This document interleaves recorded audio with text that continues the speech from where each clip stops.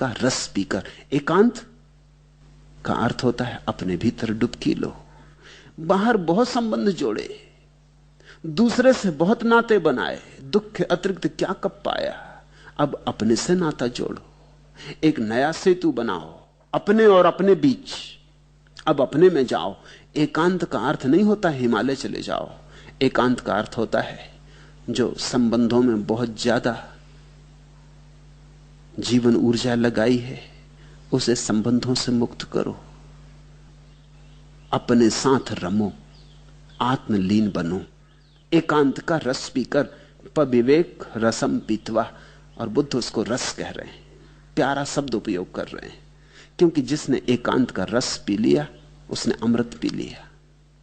जिसे तुम संबंध में खोज रहे हो और कभी संबंध में पा ना सकोगे, वो एकांत में पाया जाता है। वो अपने ही स्वभाव में छिपा पड़ा है। वो झरना तुम्हारा है, वो तुम्हारी ही गहराइयों में दबा पड़ा है। एकांत का रस पीकर तथा शांति का रस पीकर मनुष्य निडर होता है। अब तुम भयभीत हो रहे हो, बुद्ध ने कहा, रो रहे हो, चीख रहे हो। मेरे जाने के कारण तुम भयभीत हो रहे हो, क्योंकि तुमने मुझसे तो संबंध बनाया, अपने से संबंध नहीं बनाया। मैं जा रहा हूं तो तुम रो रहे हो। पत्नी जाएगी तो पति रोएगा, पति जाएगा तो पत्नी रोएगी, बेटा जाएगा तो बाप रोएगा, बाप जाएगा तो बेटा रोएगा। जिन्होंने दूसरों से संबंध बनाने में ही सारी ऊर्जा नियोजित की है, वे रोते ही रोते जीवन गमाएंगे। अपने से संबंध जोड़ो, शांति का रस पीकर, रसम उपसमस्य चाह, उस एकांत का, मौन का, शब्द शून्यता में डूबकर अपना रस पियो, अपने को चखो, तो फिर निडर हो जाओगे। फिर कोई भय नहीं। बुद्ध रहें कि जाएं, कौन कहां आता जाता, सब जहां है वहीं है। न कोई आता न कोई जाता, सिर्फ हमारे संबंध टूटते और बनते।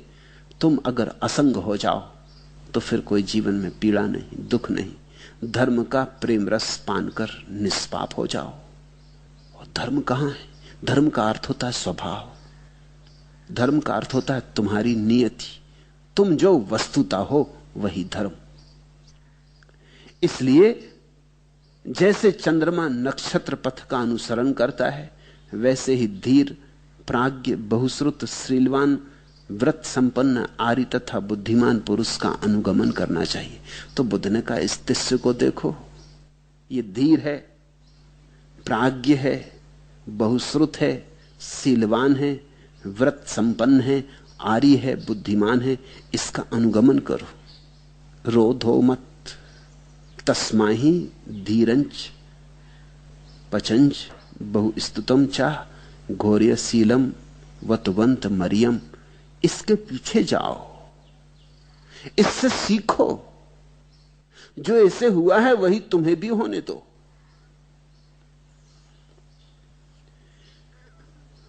ये जो तिस स्थिविर कर रहा है, क्या कर रहा है?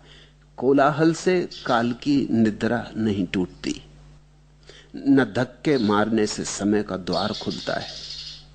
रचनात्मक समाधि के व्यूह में जाओ, नीरवता और शांति को सिद्ध करो। रात, अंधकार और अकेलापन शक्ति के असली उत्स हैं। रोशनी से बचो और लक्ष्य को अंधेरे में विद्ध करो।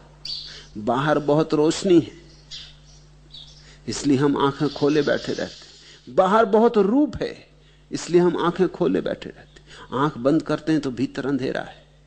रात, अंधकार और अकेलापन शक्ति के असली उत्स हैं। रोशनी से बचो और लक्ष्य को अंधेरे में विद्ध करो। जब कोई मौन हो जाता, ध्यान में डूबता, तो अपने ही गहन अंधेरे में डूबता है। तुमने देखा, वृक्ष की असली ऊर्जा आती जड़ों से जो अंधेरे में दबी। शक्ति के असली उत्स स्रोत अंधेरे में। मां के गर्भ में अंधेरे में पड़ा हुआ बच्चा बढ़ता है, जीवन को पाता है। बीज भूमि में दब जाता, अंधेरे में फूटता है। तुम थक जाते दिन में, रात के अंधेरे में सो जाते, सुबह फिर पुनरुज्जीवित होते हो, नया जीवन, नई ऊर्जा लेकर आते हो। जिसे अपने भीतर जाने का रहस्य समझ में आ गया, उसके जीवन में परम ऊर्जा प्रकट होने लगती। वो एक ऐसे उत्स पर पहुंच जाता है, एक ऐसे स्रोत पर कि जितना भी खर्च करो करो, कुछ खर्च नहीं होता, वो अविनाशी स्रोत को उपलब्ध हो जाता है। बुद्ध ने अनेक अनेक रूपों में लोगों को जागने की ही शिक्षा दी।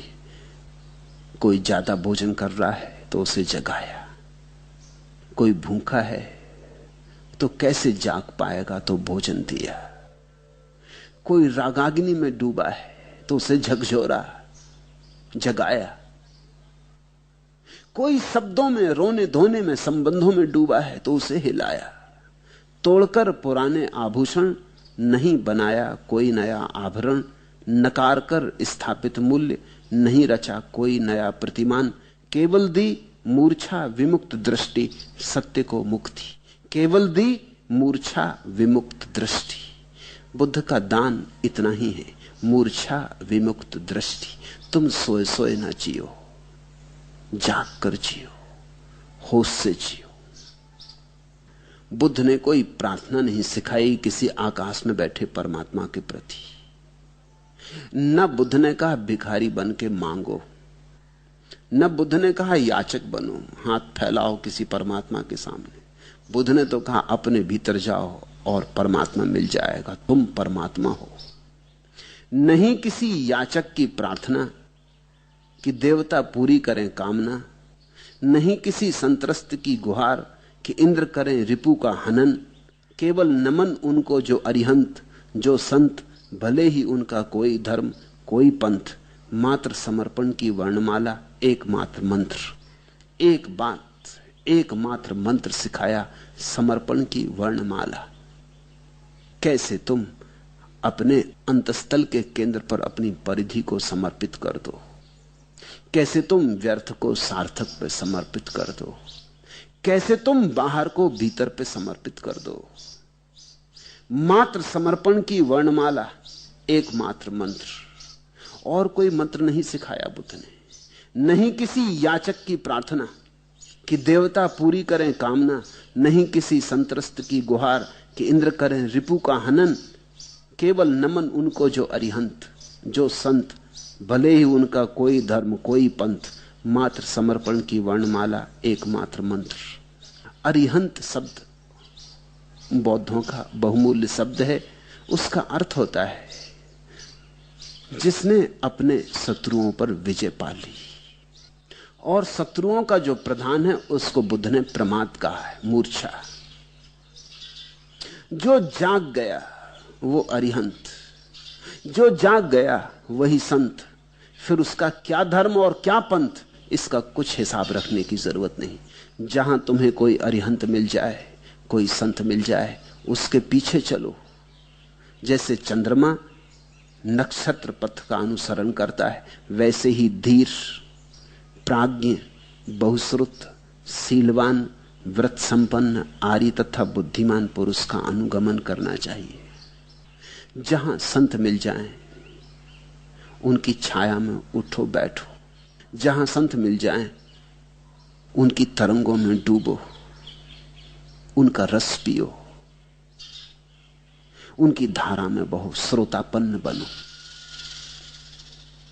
ये छोटी छोटी कथाएं और इन कथाओं के मध्य में आए छोटे छोटे सूत्र तुम्हारे समग्र जीवन को रूपांतरित कर सकते, लेकिन मात्र सुनने से नहीं, गुनो करो। जैसा बुद्ध ने कहा ना कि भिक्षुओं, मैं आज से 4 माह बाद परिनिवृत्त हो जाऊंगा, इसलिए जो करने योग्य है करो। फिर बुद्ध 4 माह रहे तुम्हारे साथ कि 4 साल रहे कि 40 साल, क्या फर्क पड़ता है? जो करने योग्य है करो, सावधान। आज इतना ही।